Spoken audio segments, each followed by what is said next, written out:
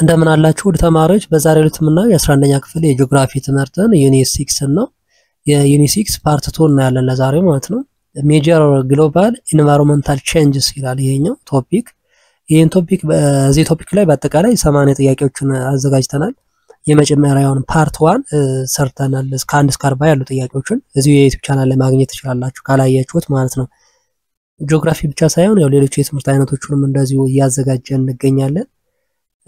እዚሁ የዩቲዩብ ቻናል ላይ መከታተል ትችላላችሁ ሁሉንም። ለዚህ የዩቲዩብ ቻናል አዲስ ከሆናችሁና ሰብስክራይብ ካላረጋችሁ ሰብስክራይብ እያደረጋችሁ ቤተሰብ ሆኑ። አብረን እንቀጥላለን። እስካሁን የተሰሩትን ጥያቄዎች እንዲሁም ደግሞ ወደፊት ሊሰሩ የታቀዱ በርካታ ጥያቄዎችን የመጽሐፉ ሙሉ ዩኒት የያዘ ጥያቄዎችን በመጽሐፍ መልክ አዘጋጅተናል። ይህን መጽሐፍ በፒዲኤፍ ማንበብ ከፈለጋችሁ እንዲሁም ፕሪንት አድርጋችሁ መጠቀም ከፈለጋችሁ እዚህ ጋር በተቀመጡ አድራሻዎች አማካኝነት ኮንታክት ማድረግና መግዛት ትችላላችሁ። አሁን ወደ ጥያቄዎቹ እንለፍ። 41 how does flooding impact invasive plant species? A, it prevents their growth. B, it causes them to become dormant. C, it can either exacerbate or control their spread. D, it makes them more resilient. C, it can either exacerbate or control their spread ማለት ነው። ሶ ይሄ ፍለድ የሚባለው ጎርፍ ለእጽዋት ከሁለት አንዱን ወይ ስፕሪድ እንዳያደርጉ ያደርጋል ወይም ደግሞ እንዲጠፉ ሊያደርጋቸው ይችላል። ኦኬ 42 what is the potential consequence of invasive aquatic plants on freshwater supplies? A, increased water availability. B, reduced competition for nutrients. C, disruption of nutrient cycling. D, better water quality for native species. C, disruption nutrient cycling ማለት ነው። Okay, invasive aquatic plants can consume large amount of nutrients aquatic area ማለት ነው, leaving little for native plants and disrupting their nutrient balance in the freshwater ecosystem ማለት ነው። ስለዚህ freshwater ecosystem ውስጥ የኒውትሪየንት እጥረት እንዲኖር እና አኳቲክ ውስጥ ያሉ ፕላንትስ በቂ የሆነ እነዚህ ኔቲቭ ፕላንትስ የምንላቸው በቂ የሆነ ኒውትሪየንት ላይ ያገኙ ይችላሉ ማለት ነው። 43 what is one benefit of terrestrial invasive species exhibiting phenotypic plasticity? A, it helps them become resistant to predators. B, it allows them to survive in different environmental conditions. C, it leads to decrease in their spread. D, it causes them to become a dominant species in all ecosystems. B, it allows them to survive in different environmental conditions. Okay. 44 which type of aquatic invasive plant found in littoral zone of lakes? A, floating weeds. B, emergent species. C, submerged species. D, mangroves. Okay, B, emergent species ይባላል። So emergent species grow in the littoral zone of the lakes and ponds ማለት ነው። በሐይቆችና በኩሬዎች አካባቢ የሚበቅል ነው ይሄ emergent species, often around the shoreline or in shallow water. ከላይ ሰርፌስ የሆነ water ላይ የሚበቅሉ ናቸው እነዚህ emergent species. 45 what is the stolon in water hyacinth? A, root system. B, thick and spongy leaves. C, horizontal stem that connects rosettes. D, the submerged leaves.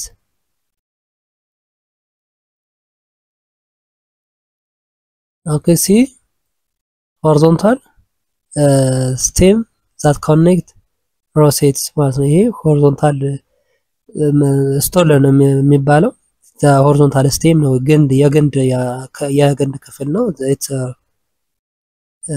connects the rosettes 46 which of the following is the negative ecological impact of water height seen A increased oxygen levels in water B reduce the income and food supply of residents C enhance fish populations D helps in water purification okay B reduces the income and food supply of residents 47 what type of plant are submerged weeds A plants that float on water surface B plants that grow completely underwater C plants that have both floating and submerged parts D plants that grow in the air B plants that grow completely under water እነዚህ submerged weeds ይባላሉ 48 which phase of invasion involving the arrival of weeds at a new site and establishment of adult plants A colonization B dispersal C introduction D naturalization C introduction እንለዋለን introduction የሚባለው ምንድነው introduction phase involves the arrival of weeds at the new site ማለት ነው new site and the establishment of adult plants 49 during which phase do invasive species integrate into the local flora and establish self-sustaining population A dispersal B introduction C colonization D naturalization okay D naturalization ይባላል ይሄ naturalization phase invasive species that establishes the self-sustaining populations ማለት ነው 50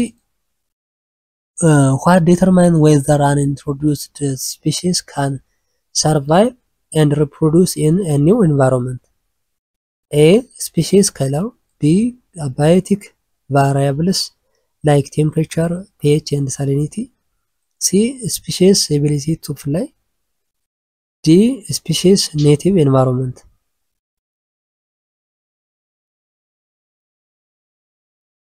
okay B abiotic variables like temperature pH እና salinity ማለት ነው የpH value የጨው መጠን temperature እና እነዚህ ሁሉ affect ያደርጋሉ ማለት ነው 51 what is the primary characteristic of plant during the colonization phase A they arrive in new regions B they establish self-sustained colonies C they reproduce and multiply to form colonies D they get dispersed by wind and animals C they reproduce and multiply to form colonies ማለት ነው እዛ አካባቢ የዶሚኔት ለማድረግ ያው reproduce እና multiply ያደርጋሉ ራሳቸውን ማለት ነው 52 which of the following factors influence the rate of dispersal of invasive species A availability of water B dispersal ability and habitat connectedness C the color of species D lack of predators okay B dispersal ability and habitat connectedness 53 what is the major consequence of widespread establishment of invasive species A low management costs B short-term control is possible C long-term control at high costs D improved biodiversity C long term ምን እንለዋለን control at high costs ኦኬ ይሄ የዋይድ ስፕሬድ እንትን ምንድነው ኤስታብሊሽመንት ሲኖር እሱን ኮንትሮል ለማድረግ ኮንሲኩዌንሱ ሎንግ ተርም ኮንትሮል at high costs ያስከትላል ማለት ነው 54 which of the following is a significant impact of invasive plant in biodiversity A they help increase species richness B they lead to extinction of native species C they support native species D they promote ecological balance okay B they lead to extinction of native species 55 how do invasive species disrupt plant animal connections A by improving pollination B by reducing seed dissemination and pollination C by supporting natural habitats D by promoting healthy ecosystems could be by reducing seeds dissemination and pollination 56 what can happen when invasive plants encroach on an ecosystem A they can help restore ecological balance B they can disrupt normal ecological processes C they help native species growth D they have no impact on ecosystem could be they can disrupt normal ecological process 57 what is one of the major impact invasive plants on human health A increased availability of food B creation of new medicines C potential health risks to humans D improved air quality C potential health risk to humans ማለት ነው ለሰዎች ከፍተኛ የሆነ የጤና እክል ያስከትላሉ እንደማለት ነው 58 why is more expensive to maintain invasive species once they have become established A plants become harder to control B they no longer require water C they stop reproducing D they increased food supply for humans okay A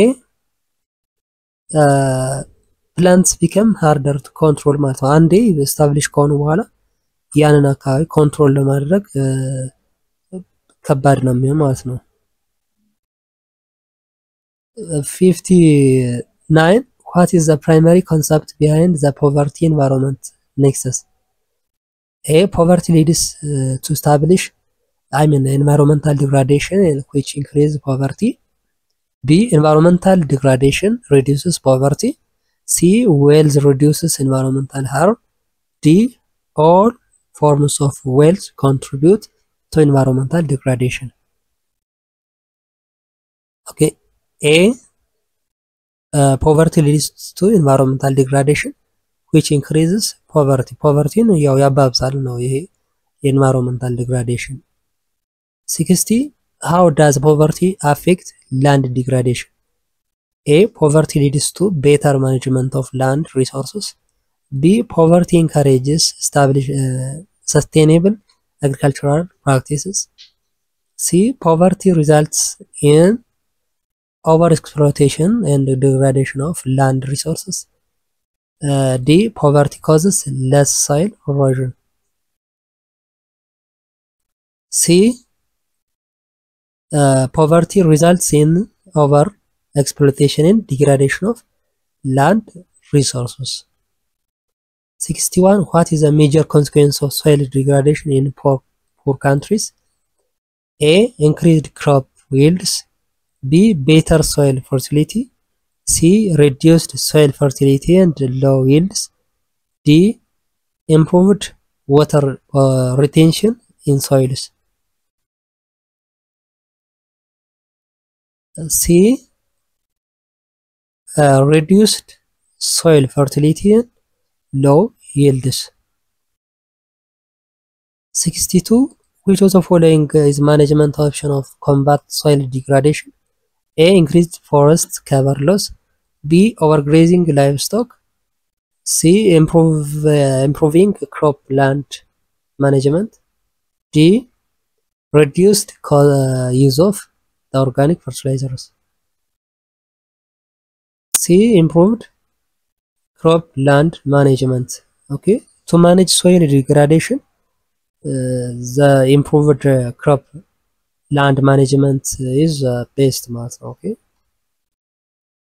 63. What does for deforestation contribute to the context of poverty? A. It provides sustainable income for local communities.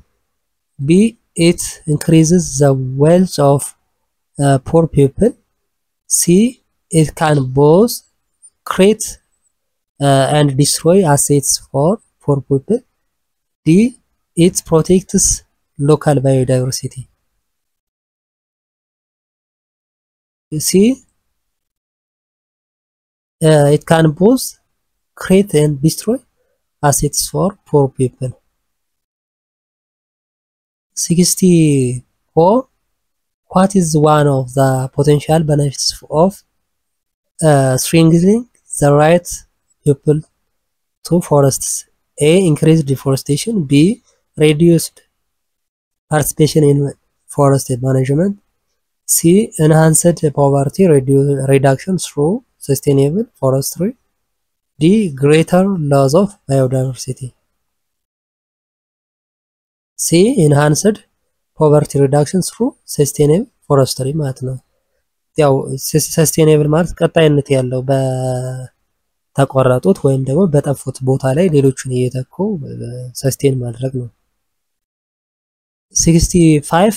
Which strategy can help reduce poverty through forests? A. Promoting the unsustainable logging. B. Strengthening forest governance and legal reforms. C. Encouraging over-exploitation of forest resources. D. Discouraging community participation in forest management. B. Strengthening forest governance and legal reforms. 66. What is one of the components of integrated land degradation management? A. Increasing chemical fertilizer use. B. Overgrazing of animals. C. Managing biodiversity loss. D. Reducing tree species diversity. C. Managing biodiversity loss. Okay, this is the component of integral land degradation management እንለዋለን። 67. Which environmental factor contributes to soil degradation in humid tropics? A. Low rainfall. B. Leaching and rapid soil exhaustion. C. High soil fertility. D. Strong vegetation cover. Okay, B. Leaching and rapid soil exhaustion. 68. How does poverty affect the deforestation in poor communities? A. Poor people are less likely to engage in deforestation. B. Poverty reduces the demands for forest products. C. Poor people may rely on deforestation for income and resources. D. Deforestation does not impact poor people. C. Poor people may rely on deforestation for income and resource ማለት ነው። 69. Which of the following consequence of overgrazing related to land degradation? A. Increased forest growth. B. Better soil stability. C. Loss of vegetation cover and soil erosion. D. Reduced water scarcity. C. Loss of vegetation cover and soil erosion. 70. What is the primary goal of poverty environment mainstreaming? A. Maximizing economic growth at the expense of the environment. B. Balancing environmental preservation and poverty reduction. C. Increased deforestation to improve agricultural production. D. Prioritizing environmental conservation over human welfare. Okay, B. Balancing environmental preservation and poverty reduction. 71. What is the one major effect of land degradation on ecosystem? A. Improved biodiversity. B. Disruption of ecosystem services. C. Increase inavailable arable land. D. Decreased frequency of floods. B.